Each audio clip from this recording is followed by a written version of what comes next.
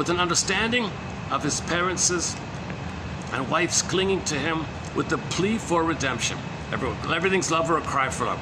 So now he's getting a sense that everyone's crying for love. We're all wounded. We all got patterns. We're all repeating. We're trying to communicate our trauma, trying to have the fantasy that someday we can change the past.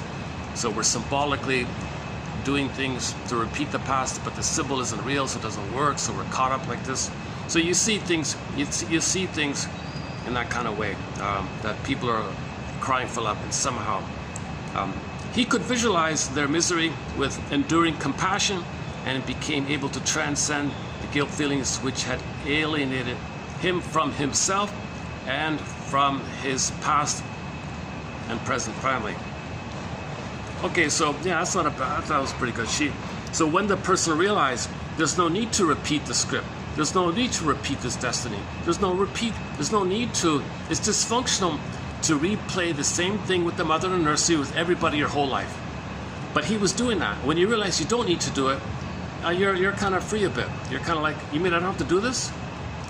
See, the part of the compulsion of repeating is your loyalty and tie to the mother. You're clinging to mother's apron strings. She hurt you, you're clinging and clinging. You can't let go. The clinging and clinging means that painful emotional pattern you replay because you're clinging to the apron strings. So that back to Mr. Sawcliffe, please. Yeah, that's what the Oedipus story means.